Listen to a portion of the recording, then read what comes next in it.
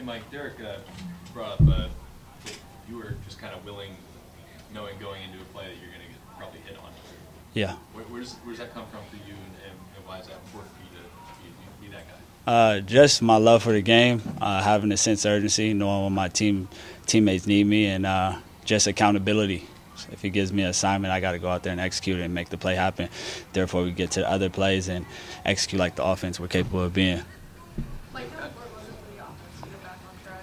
Very important. Every week is going to be important for us to play like we played today and keep building and do our job and play complementary football and do the things that we're capable of doing. This is just one game, and we'll enjoy it, but we know it's back to work, and we still have to keep finding ways to get better, keep attention to details, keep taking coaching, all the things DA tells us to do. That's all we have to do, and execute, and we'll have fun days like today.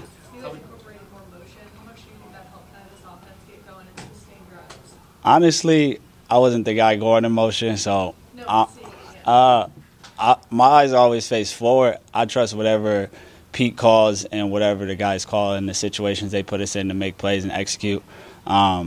They've done, even though they've got some of the heat, they've done tremendous, and they've done their job. We just have to make those plays that we made today and keep making them and keep building, and everything will start opening up. And it's great to have 4-1 back. He ran the ball tremendous today. The offensive line from the first drive were tremendous, and they did great, and we fed off them, and we knew we had to make plays. And, man, it was just fun to play that type of game with these guys. Mike, how would you describe that rapport that you've been building with Derek to the point where there's a nonverbal communication where you get to that hand signal? Yeah, I mean, it should always be pitch and catch between me and him. I hate to say it, but when I was with Drew, that's all we did. Pitch and catch, find open throws, nonverbal communication, talk after every play. So we're building that and holding each other to a high standard. Like you were talking about Alvin, and of course he's now the all-time touchdown record leader for the Saints. Just for him to get that, you've been with him for a long time, just as a teammate. Oh man, Alvin's gonna score a lot of more touchdowns this year, but that one was definitely a special one.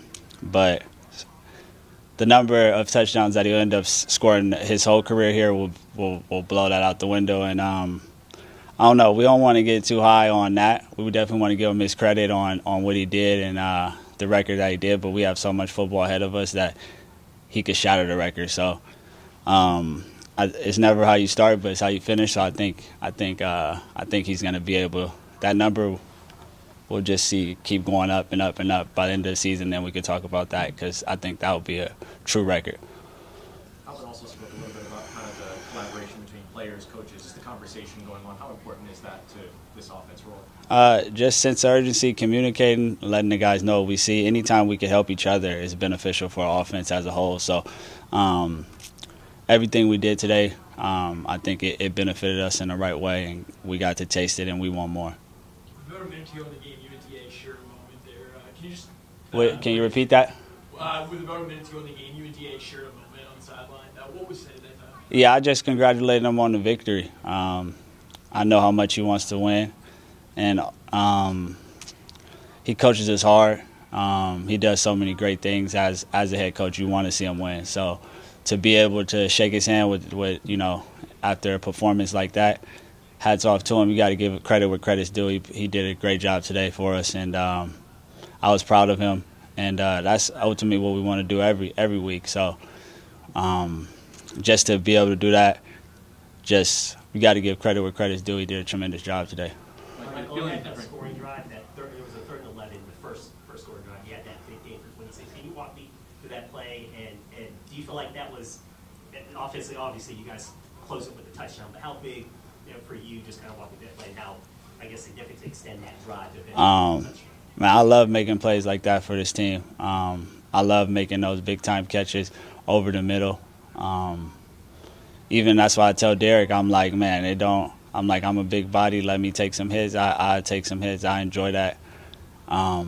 He gave me an opportunity to make a play, and I know what that means when your number is called and for this offense as a whole. And we hear all the stuff they're saying, and we know we gotta come out and score fast and all that. So we put the onus on ourselves, and that's that's just accountability to make those plays and not get off the field and get to more plays. Because if you don't convert on third down, then we never know what we have. So we got to convert on third down so we get to more plays. But I also encourage the guys that we're a team. We don't have to live on third down. We can execute on first and second down. You were saying you were hearing noise. How big was this unit just to put a performance like that, especially with all the heat that's been on Pete Carmichael going into this week, the offense struggling as a unit? How motivated was this group? That's what good teams do. They accept the challenge and they come out and they have a dominant performance like that and they get back to work and keep stacking them. That's what good teams do. We like that. We like when people go against us because that gives us a chance to respond and accept the challenge. And I definitely like it. And whatever they say, we're going to always go hard and we're going to go out there and compete and represent. And I'm ready for the next one. Mike, entering this week, the Patriots, they had a few kind of some turnover among quarterbacks. Christian Gonzalez got hurt. J.C. Jackson comes in. How does that impact your preparation coming into the game? And then, now that the game's over, how do you feel like those matchups kind of get? We might have left a couple plays out there if we're being honest, for sure. But we treat those guys like nameless faces. All respect to them, but whoever lines up across from them, we got to execute and get open and do our job. So we treat them all like nameless faces. And we want some more. That's it. We just want. I want some more. I'm ready for the next one. Mike, when the run game's going like it is today, can you feel the extra space in the back end? Definitely. The run game was tremendous today. Even Taysom ran the ball hard. Kendra ran the ball hard. Of course, Alvin. I saw Derek. He might have had a couple of scrambles too, but I think we played with a sense of urgency and we could definitely build off this. On that in cut you had, you took a big shot and came out and you didn't show it. You were kind of. Yeah. How important is that to not show the defense that you were? Oh man, that's mental. That's like a mindset. You got to get back up. You got to.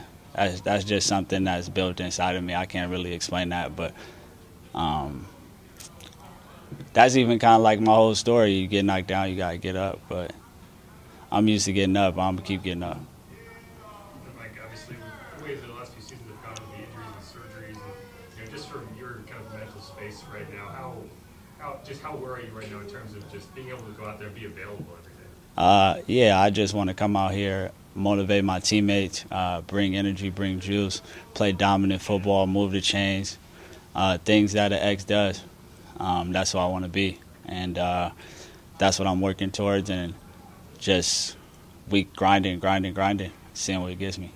Like Alvin said last year, he kind of talked to the team after that loss to the Cardinals and maybe called people out, and the next week was a win against the Raiders. Do you feel like your talk to the team after last week could have had any similar motivation? I mean, I'm not one of those guys where I just talk to my team like 1 week and then I talk to my teammates every week. I talk to my teammates all game.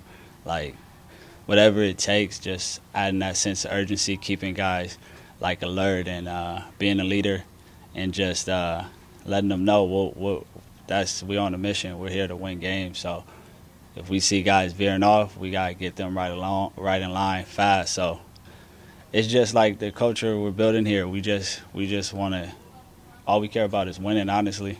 There's nothing to be said like when we lose because that's not the standard. So I don't want to act like that was just like me talking to the team for that time. I'm going to be talking to this team all season. AK said you were like, That's why calling for a specific play. Yeah. It just never ended up coming. I guess like how hungry was the team that just like everybody wanted to go out? Yeah, we wanted to go out there and dominate for sure. Pete and our guys, they were aggressive too. We felt it, so we were aggressive too on telling them what we wanted. And we just want to move this ball down the field and win a lot of games. So whatever it takes, guys being hungry and wanting the ball, there's nothing wrong with that. As long as when your number is called, you make the play and move the chains. Thank you. Thank you. Thanks, Doug.